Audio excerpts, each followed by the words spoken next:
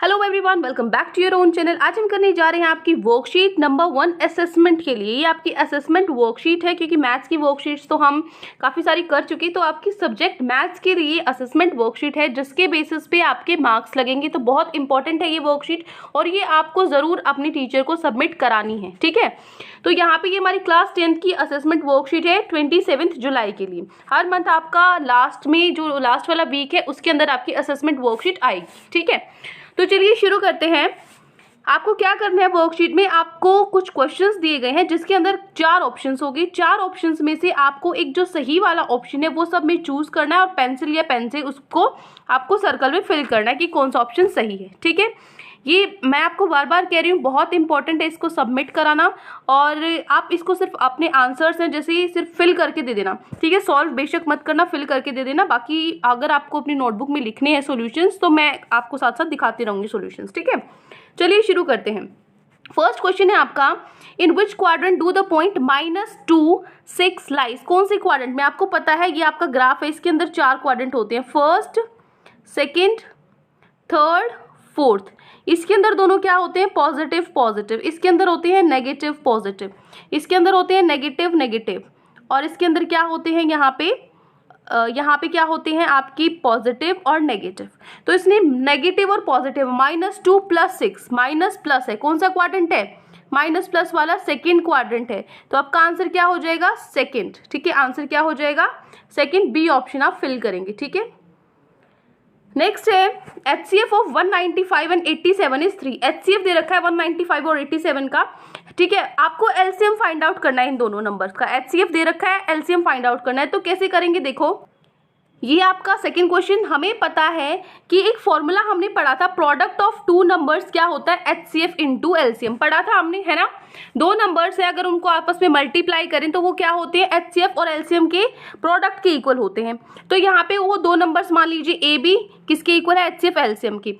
तो दोनों नंबर्स हमें दे रखी है ना, क्या क्या है दोनों नंबर्स? 195 है एक तो, और एक 87 है। और HCF दे रखा है इन दोनों नंबर का 3। हमें LCM फाइंड आउट करना है, वैल्यूज पुट कर दी। ये 3 LCM के साथ मल्टीप्लाई में है, जब इक्वल टू के इधर लेके जाएंगे तो डिवाइड में हो जाएगा, नीचे 3 आ गया, ठीक है। तो फिर अब इसको कट करो आप। अगर 3 को 87 को करोगे तो ये कितने पे जाता है आपका? 2 है ना, और 9 29 पे ही कट गया। तो 195, जब आप 195 को मल्टीप्लाई करोगे 29 से तो आपका आंसर आएगा 5655, ठीक है। तो एलसीएम क्या हो गया? 5655। तो ये कौन से ऑप्शन में है? जो आपका ऑप्शन नंबर डी है, 4 ऑप्शंस में से वो होगा 5655, ठीक है। तो 2 पे हम और सेकेंड पे डी पे हम करेक्ट लगा देंगे, ठीक है। नेक्स्ट है आपका फर्स्ट का, इसका भी क्या था आपका? सेकंड था, ठीक है। इसका डी हो गया, क्लियर। ये आपके आंसर है। आप या तो क्या करो, सिर्फ आपको क्या करना है अपनी टीचर को, या तो आप करो क्या करो, इसका प्रिंट आउट निकाल लो, प्रिंट आउट लगा के फटाफट से इसमें आंसर टिक करके अपनी मैम को सबमिट कर दो, ठीक है। या फिर आप अपनी नोटबुक में भी सारी कर सकते हो, उतार सकते हो। आंसर आपको मतलब ये पूरा सॉल्व करके दिखाना जरूरी नहीं है। क्वेश्चन लिखो, 4 ऑप्शन अगर कॉपी में लिखना है तो 4 ऑप्शन में से उसके बाद इस पर टिक कर दो, ठीक है। चलिए सॉल्व करके दिखाना जरूरी नहीं है। चलिए थर्ड है आपका, बट अगर आपकी मैम बोले तो करके दिखा देना, मैं साथ साथ सॉल्यूशंस दिखा रही हूँ। थर्ड क्वेश्चन है आपका, which of the following is true. इन चारों में से कौन सा ट्रू है, कौन सा सही है, बताओ। अगर आपके पास यहाँ फिगर दे रखा है वेयर ओ क्या है आपका? सेंटर है सर्कल का। ये आपका सर्कल है, इस सर्कल के अंदर ओ क्या है? सेंटर ऑफ द सर्कल है, ठीक है।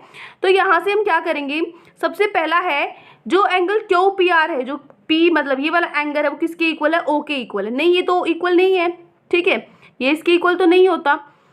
दूसरा है QPR, जो P है ये ट्वाइस होता है इसके, इसका दुगना कैसे हो सकता है? ये देखो, ये बड़ा है ये छोटा है, ठीक है, बल्कि इसका उल्टा होता है।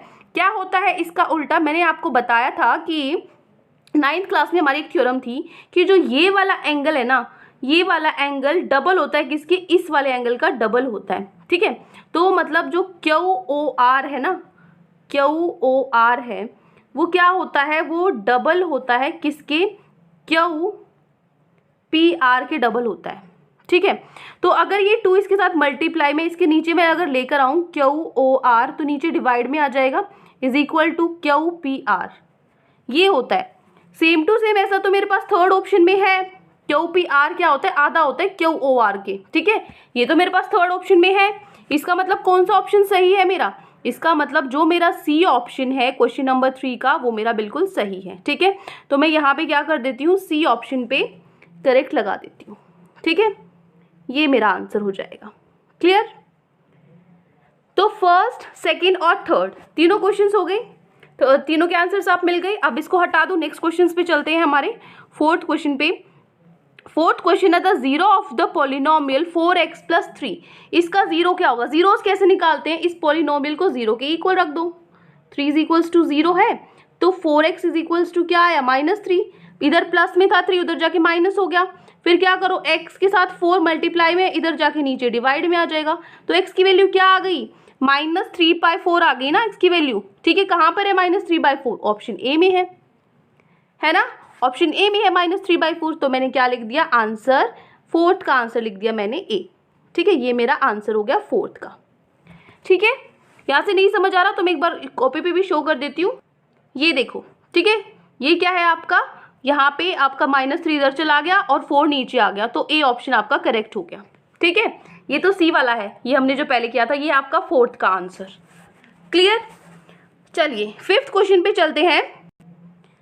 तो यहाँ पे आपको फिफ्थ दिया हुआ है, आपके पास जो फिगर है XYZ, ये ट्राइंगल है XYZ, इसके अंदर जो इसका एरिया है, इसका एरिया क्या होता है ट्राइंगल का, एरिया क्या होता है, एरिया ऑफ ट्राइंगल क्या होता है, हाफ इंटू बेस। बेस क्या है आपके पास, ये है base, half into base into height. Height क्या है, ये आपके पास हाइट है, ठीक है।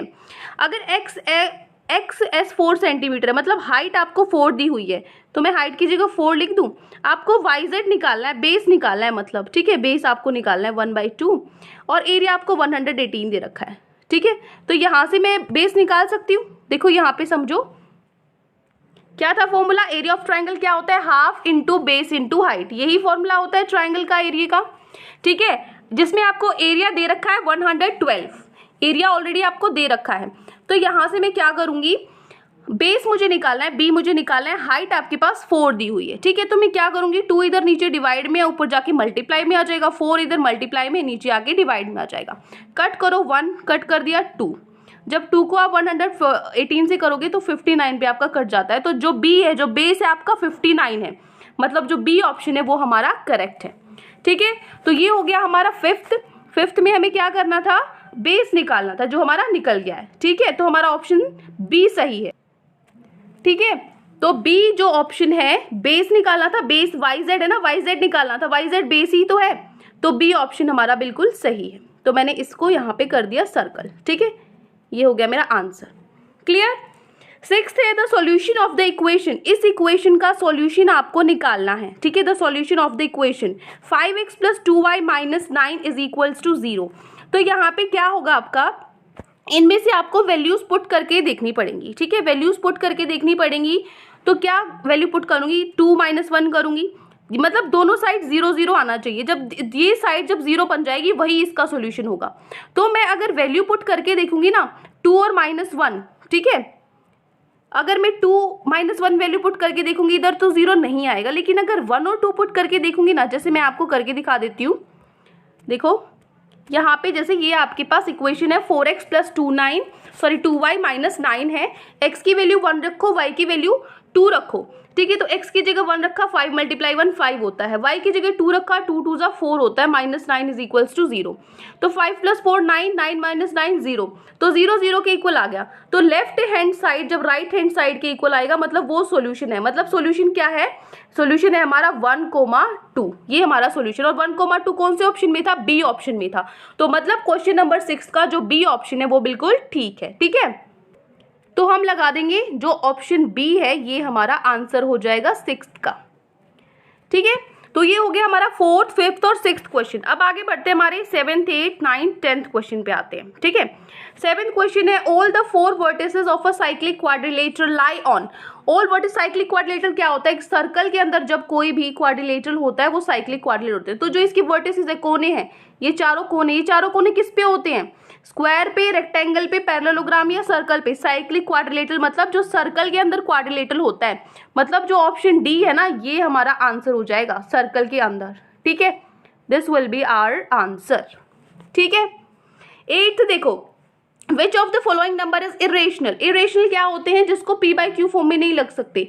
तो ये क्या है, रूट वाले वैसे तो क्या होते हैं, इरेशनल होते हैं, लेकिन ये तो रूट वाला है ही नहीं, ये तो 6 है, 6 को ऐसे करके लिखा हुआ है, ठीक है। जैसे √2 है, √3 है, इसको तो आप नहीं खोल सकते ना किसी भी तरीके से, तो ये तो है नहीं इरेशनल। उसके बाद ये देखो 0.85, इरेशनल क्या होते हैं, खत्म नहीं होते, टर्मिनेट नहीं होते, ठीक है। तो ये क्या है, ये तो टर्मिनेट हो चुका है, ये भी क्या नहीं, इसको तो p बाई क्यू फॉर्म में लिख सकते हैं, 85/100 लिख सकती हूँ ना मैं इसको, ये भी क्या आपका रेशनल नंबर। आगे देखो 31.48052, देखो ये क्या हो रहा है, टर्मिनेट नहीं हो रहा, चलते जा रहा है ऐसे, डॉट का मतलब ये खत्म नहीं हो रहा, और खत्म नहीं हो रहा, रिपीट भी नहीं हो रहा। अगर रिपीट होता तो हम बार लगा के इसको रोक सकते थे, तो इसका मतलब ये क्या है, ये इरेशनल है। इसको तो बार लगा के देखो 43 रिपीट हो रहा है, 43 रिपीट हो रहा है, तो मैं इसको 1.43 के ऊपर बार लगा के रोक सकती हूँ, ठीक है।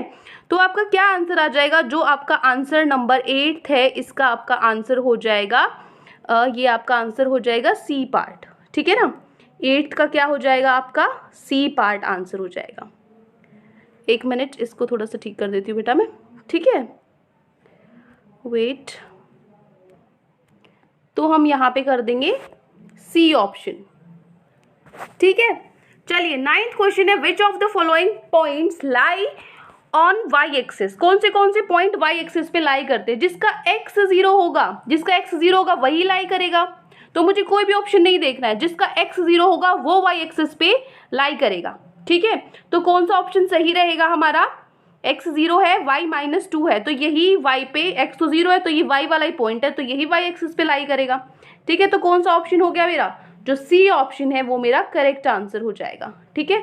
सी ऑप्शन मेरा करेक्ट आंसर हो जाएगा, ठीक है। 10 देखो, BM is the median of BCD। आपके पास क्या है, एक ट्राइंगल ले लो, ठीक है। BCD आपने एक ट्राइंगल ले लिया, इस BCD के अंदर आपने एक मीडियन बनाया है BM, इसको मान लेते हैं BM, ठीक है। तो चूज करना है फॉल्स स्टेटमेंट, जो गलत है। गलत जैसे पहली है, M is the mid point of CD। MCD का जो मीडियन होता है, ये तो 2 बराबर हिस्सों में काटता है ना, ये तो मिड पॉइंट होता है, ये तो ट्रू है, लेकिन हमें तो फॉल्स बताना है, तो ये वाला तो आंसर है नहीं। आगे चलो, एरिया ऑफ BCM, मतलब ये है जो area of BCM is equal to area of BDM। हाँ, मीडियन 2 बराबर ट्राइंगल्स में बांटता है, तो ये दोनों ट्राइंगल्स तो बराबर होंगे, इक्वल होंगे, तो ये तो बिल्कुल ठीक है, लेकिन हमें फॉल्स बताना है, ये भी नहीं है। डी ऑप्शन देखो, एरिया ऑफ BCM, मतलब जो ये वाला है, ये वाला जो है, इसको मैं कर देती हूँ, ठीक है। ये वाला जो ट्राइंगल है, ये छोटा है पूरे से, BCD से, इस पूरे से छोटा तो है, ये तो इसका एक हिस्सा है, तो ये भी ट्रू है, तो ये भी आंसर नहीं। क्या बचा मेरे पास, फिर सी ऑप्शन बचता है सिर्फ मेरे पास, कि जो एरिया है BCM का, जो ये शेड वाला पोर्शन है, ये छोटा है BDM से, इस वाले से, इस जो बाकी का आधा हिस्सा इस वाले से नहीं, ये तो इसके इक्वल होता है ना, तो सी वाला फॉल्स है, ठीक है। तो मेरा जो आंसर 10th है, 10th में क्या आएगा मेरा, जो सी ऑप्शन है वो करेक्ट होगा, ठीक है। जो सी ऑप्शन है वो मेरा आंसर होगा, ठीक है, क्लियर। तो ये मेरी 10 की 10 क्वेश्चंस हो गए हैं आज की वर्कशीट्स में। आई होप आपको अच्छे से समझ में आ गया है। कोई भी डाउट है किसी भी क्वेश्चन में तो कमेंट सेक्शन में आप मुझसे पूछ सकते हैं, और अगर आपको लेक्चर अच्छा लगे तो चैनल को सब्सक्राइब कर सकते हैं, वीडियो को लाइक कर सकते हैं। आज के लिए इतना ही, मिलते हैं नेक्स्ट वीडियो में। Till then take care, bye bye.